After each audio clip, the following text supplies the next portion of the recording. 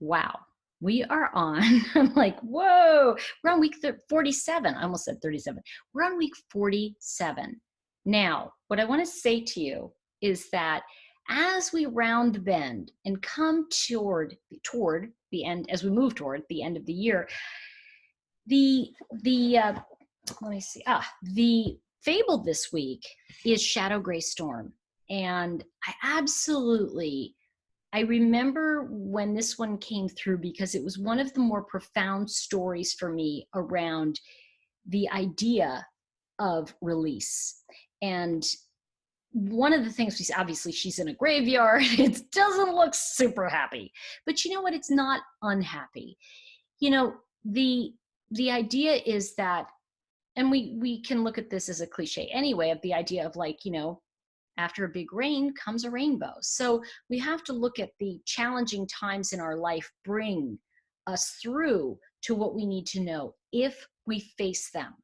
And there's always that choice. There is that choice in your life, that moment when you can literally transform everything, or you could stay as you are. And we all have those moments. We have them in our everyday experience, but more so when we lose someone we love or something dramatic happens. And at this point in the fables and in this, I want to say this internal journey, at this point here, we are really looking at the idea that somebody said to me recently, you know, gosh, if only I could listen to you more, you could fix me.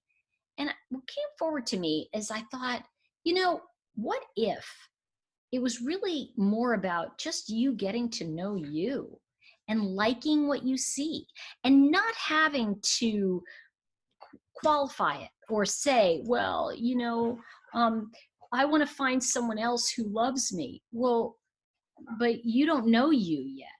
And that's a lot. And, you know, when we talk about things ending in divorce or things, you know, ending in a challenging way, you know, it happens because we don't know ourselves enough to know how to use the tools of communication, what we're looking to do in our life. So when we look at the idea of Shadow Gray Storm, this is probably one of the, in some ways, most baffling and yet most elevating. Remember that the third card in this seventh chakra is really about fight or flight, right? It's that third chakra. It's that, you know, instinct. And in this, we get to look at, is our instinct taking us through to the next level, or are we staying where we are because we have to prove something to someone? And sometimes what I found with this work is that if we really free ourselves, we actually let any of the persecutors or people that hurt us in our life off the hook. And it's so important to have personal justice sometimes that we will suffer the rest of our lives rather than just let that person go. And it's tough. This is not, listen, I'm not kind of making it like, this is what you do. It's more like, hey, you know, this is a reality. And I think one of the ways I like to approach this is not so much that now you have to do something. It's more that, oh, okay, maybe that is what I do. That's who I am. And when you get to the other side of it, there's going to be a whole new chapter that opens up. So let's take a look at this message of the week. This week, we become aware that the universe is only holding a mirror up and showing us who we are. There's no judgment, and there can be no hiding. This fable isn't about our secrets being revealed, but about finally seeing who we really are. And, you know, I think that years ago, I remember a therapist saying that one of the greatest fears is when people go into therapy is finding out that maybe they're bad, that they've done stuff that's bad. And most of the time, I'm not going to say all the time, but 99.9% of the time, people are good. Okay, most people are good. Wayne Dyer used to say that the bad ones just move around a lot. So I was like, oh, that's interesting. But when we can see who we really are, we get a renaissance in a sense, because we can go, oh, Yeah, that's me. You know, I am someone that's like easily angered and I want to be a keyboard commando. You know, that's me. Sometimes I'm not too good at it. And it was interesting because it's like one of those things where I was traveling with a friend recently and she eats too much and I shop too much. So we've got our issues, right? So we were traveling and we were going to an event, and what I noted, and this is funny because like I have a mall problem, like literally I'll know that there's a mall off that exit, you know, let's shop. And it was morning and I said, oh, let's run over by the mall because it was right next door. And I said, there's a Starbucks. I want to grab a coffee. And it was really interesting how she was like, well, you know, there's another coffee place up the road. And I said, you know, you're trying to keep me from a mall. It's like me trying to keep you from a pastry shop or food, you know, like some kind of new food. And she was like, oh, that's true. So those are foibles. Those aren't like, you know, it's kind of like, if you look at it that way, that could have been a huge blowout, right?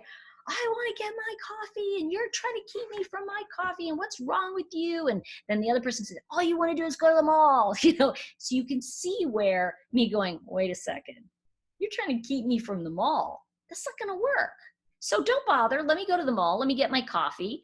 And if as we're walking the mall, yeah, I'm going to look and shop a little, but I won't take 2 hours. We want to get somewhere. But when we really look at it that way and we're honest with each other, there is a transformation of communication where I can say, yeah, I may shop a little too much. You know, that may be one of my compulsions. So what we want to look at here is, you know, can we take that responsibility of being who we are and knowing ourselves enough to know that I don't have to have a fight with you about it. I can just say, this is who I am, that's who you are, and I am not going to keep you from the donut shop. You know, even if that is a compulsion, like, you know, overspending, right? Debting, that's a compulsion, that's an addiction. So is eating, so is drinking. The point I'm making is that the awareness around it really opens the opportunity for us to shift it if we want to. And that's the key to this. So let's take a look here. This is, well, I just kind of said this, but it says Tori's tip. In many ways, Shadow Gray Storm is the part of us that desperately wants someone else to take responsibility for our circumstances. Shadow appears to allow you to see that people you judge may have evolved past whatever it is you're still holding them hostage for. It says you're judging them for, but you're still judging them, or they may have already grown. The lesson here is that nothing is inherently bad or wrong. We need to reinterpret what has occurred in our life. And I think that's part of getting to know ourselves and saying, well, I'm that way. You know, like I am kind of difficult. And, you know, I was talking to a girl who works with me. She comes here and she cleans for me, and she's great. And because I am a clutterer. So she's organizing and, you know, cleaning. And one of the things I said to her is, like, I was standing over her and I went, oh gosh, I do that. I'm like trying to control your every move. And she's like, mm-hmm. And I said, oh, all right, I'll leave you alone. I'll leave her alone. You know, because I can shift once I know what that energy is that I'm doing, because she does a great job. I don't need to be watching her. What's that about?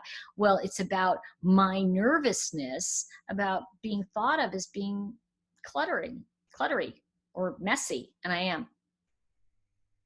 I can work at it, but that is me. And so, you know, shifting it has got to be a conscious choice. It can't be just something that I go, well, if I watch her, is she going to judge me? Well, what's that? That's like, you know, the point of Shadow Gray Storm is that when the shadow appears in our life, it really represents in some ways the dark night of our soul.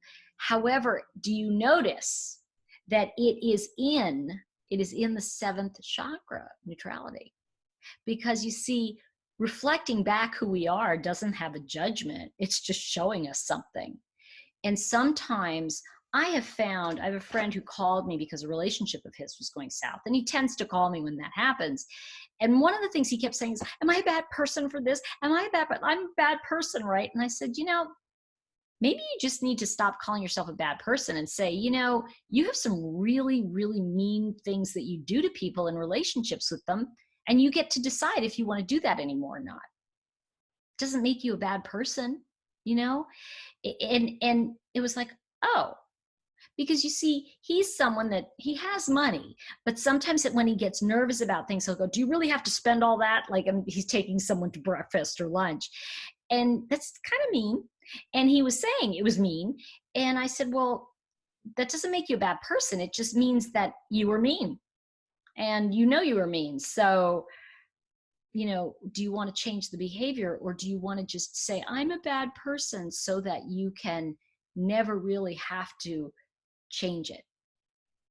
I haven't heard from him since. No, I'm kidding. But the point is that is what shadow is. It shows us who we are, and it lets us say, because a real friend is not going to say to you, no, you're not a bad person. It's the other person. No, you did something really, you were mean. Doesn't make you a bad person. Now, I've been mean, and that's why we get those wonderful words in our vocabulary that, oh, I'm sorry, I screwed up, and then we get to change the behavior. That's the part of it that is the challenge. So in Shadow Gray Storm, one of the things that does happen is that it's interesting because the character in the fable, I'm gonna say I have changed since I wrote it, where it says, since it came through, it's like she forgave her mother, but I really think she forgave herself. And that allowed her to let her mother off the hook. So one of the things that you want to look at here, and this week, is about, are you keeping yourself chained to the past? Even though circumstances may change, and that person is not the same person who raised you.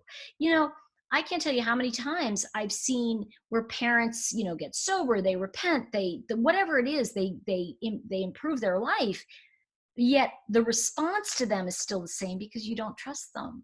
And so the thing is that if that person is no longer the abusive person that you knew, then you can look at, are you the one who's perpetuating the perceived abuse so that you don't have to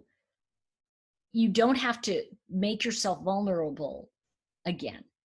Because really, we forgive ourselves for loving someone who wasn't capable of it at the time. And that is the key to this. So this is an interesting thought for the week, and I want to share this with you, and one other thing, and then I want to wrap up. What would your world look like if you took things at face value? What if for 1 week you allowed yourself to see the best in others? Can you see how the people you've had challenging relationships with have grown? This week, set your intention to let go of the story you think you know and accept people at face value. And, we can look at bad behavior, maybe even as some people say, oh, that's dangerous boundary behavior. But, we can change that too. We can have that open discussion about it and say, if that doesn't shift, I have a choice to leave. And those are the things you can look at too. I really encourage you this week to really look at whether or not you can move forward in your life. And that will be the journal journey on Wednesday. I encourage you to do the journaling this week. I, of course, say do everything if you can. But, if you can't, please be gentle with yourself. Just read it. Just read the 3 pages. And what I want from you this week, I really want to hear what your experience was after you read the fable and after you heard this video around how did you really shift your perception of a circumstance when you recognize that you were the one keeping it alive, and they're just circumstances, they don't define you. So if you're looking for the toolkit, there is going to be a link here for you to get the toolkit. It is available on Amazon. I really encourage you, if you want to do the whole thing, you can start again in the new year, but I encourage you to stick with the completion this year. I hope you'll join me right through the end, and I will see you next week when we cover The Wolf of White Light. I love The Wolf of White Light.